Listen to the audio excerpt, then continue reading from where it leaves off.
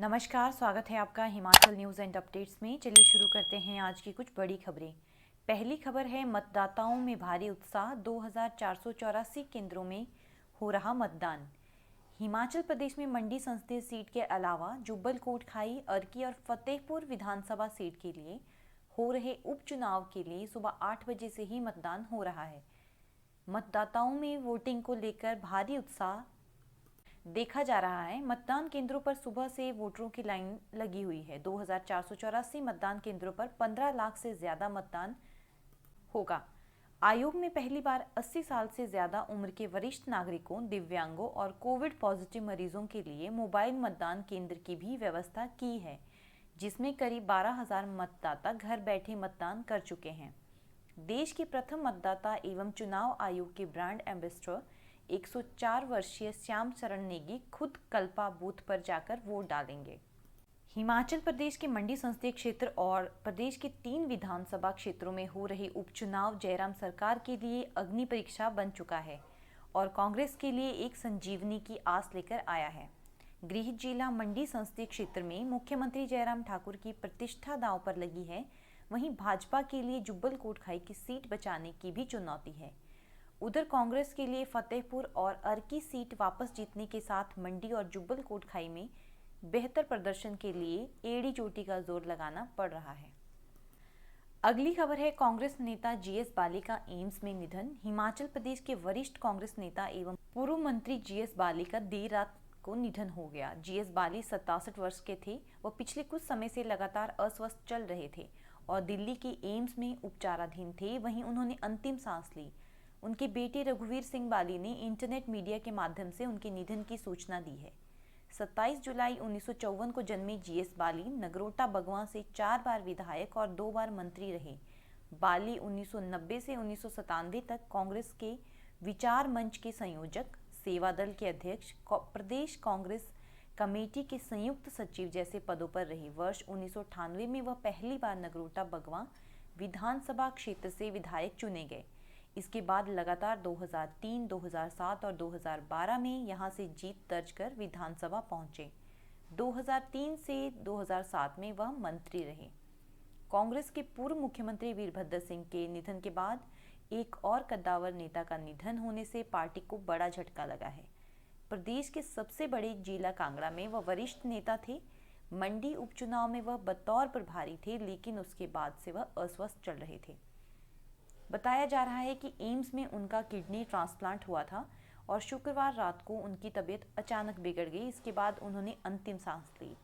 उनकी पार्थिव देह आज कांगड़ा लाई जा रही है। अगली खबर है, आर्मी भर्ती के नाम पर युवाओं से ठगी। सेना में भर्ती करवाने और विदेश भेजने के नाम पर करोड़ों रुपए की ठगी का मामला सामने आया है। यह मामला कांगड़ा जिला से है। इसमें संलिप्त महिला कांगड़ा जिले के देहरा क्षेत्र की बताई जा रही है। महिला ने कुछ स्थानीय युवकों को जाल में फंसाकर न केवल उनके माध्यम से बल्कि सीधे तौर पर भी करोड़ों रुपए की वसूली करके नौकरी के इच्छुक युवाओं को ठगा है। ठगी के शिकार युवक उपमंडल नादौन सहित ज्वालामुखी क्षेत्र के बताए जा रहे हैं। माना जा रहा है कि महिला का यह जाल प्रदेश के कई जिलों तक फैला हुआ है, जिसमें शिमला व मंडी के कुछ युवक भी महिला के जाल में बुरी तरह फंस चुके हैं। नादौन क्षेत्र के कुछ युवकों के नाम ना छापने की शर्त पर बताया कि नादौन क्षेत्र के ही कुछ लोगों से करीब 1 करोड़ रुपए की ठगी की जा चुकी है। इसमें कुछ युवक ज्वालामुखी क्षेत्र के रहने वाले हैं, जिन्होंने ज्वालामुखी थाना में मामला दर्ज करवाया है। मामला इतना गंभीर है कि ठगी करने वालों ने पैसे लेकर सेना में भर्ती करवाने के लिए की गई वसूली के बाद ऐसे युवकों को सेना के फर्जी आई कार्ड भी बनवाकर भेजे हैं, जिन पर सेना का लोगो बना हुआ है। महिला ने कुछ युवकों को इस धंधे में लिप्त करके उनके माध्यम से ठगी करवाई है। चौंकाने वाली बात यह है कि प्रत्येक पीड़ित को कम से कम 8 लाख का चूना लगा है। बताते हैं कि मास्टरमाइंड महिला अब पीड़ित युवकों को झूठे केस में फंसाने के लिए धमका रही है और इस संबंध में डीएसपी ज्वालामुखी चंद्रपाल ने बताया कि मामला दर्ज करके आगामी छानबीन शुरू कर दी गई है। अगली खबर है, ब्यास में राफ्टा पलटा, 2 की मौत। जिला कुल्लू के बाशिंग के साथ लगते इलाके में ब्यास नदी में राफ्टा पलटने से 2 महिलाओं की दर्दनाक मौत हो गई है। 2 महिलाओं ने जहां इस दर्दनाक हादसे में अपनी जान गंवाई, वहीं अन्य 4 महिलाएं इस दौरान घायल हुई है। कुल्लू मनाली घूमने के लिए सैलानी मुंबई से कुछ दिन पहले आए थे। सभी महिलाओं ने दोपहर के समय बवेली में राफ्टिंग करने का मन बनाया और इसके बाद सरेव बाग में देवधाम तक होने वाली राफ्टिंग में महिलाएं राफ्ट में सवार हो गई। राफ्ट में 6 महिलाओं के साथ एक पायलट मौजूद था। ब्यास नदी में जैसे ही राफ्ट बाशिंग पुलिस लाइन के पास पहुंची तो राफ्ट अचानक से पानी के तेज बहाव में पलट गई। इस बीच सभी महिलाएं राफ्ट से नीचे गिरी और ब्यास नदी में अपनी जान बचाने के लिए चिल्लाने लगी। राफ्ट पायलट ने महिलाओं को बचाने की कोशिश की, लेकिन एक महिला पानी में डूब गई और उसकी मौके पर ही मौत हो गई, जबकि दूसरी महिला की थोड़ी देर बाद पानी से निकालने के बाद मौत हुई। राफ्ट पायलट की सूझबूझ से 4 महिलाओं को बचा लिया गया। राफ्ट पलटने की सूचना पाते ही अन्य राफ्ट संचालकों ने भी घायल 4 महिलाओं को उपचार के लिए अस्पताल भेजा। अगली खबर है, हायर एजुकेशन सेक्टर में बड़े बदलाव, बीएड कॉलेज खत्म होंगे।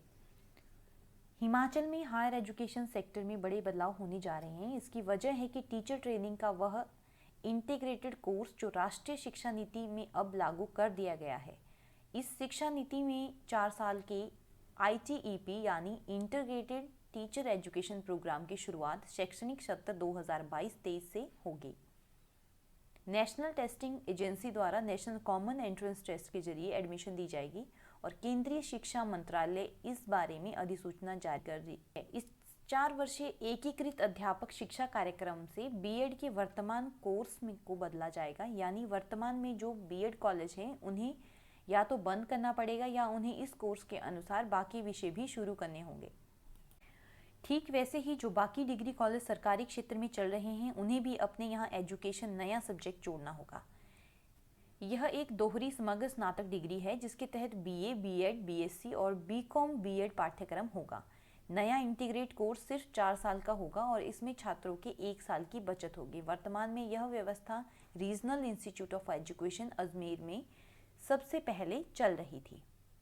तो ये थी आज की कुछ बड़ी खबरें।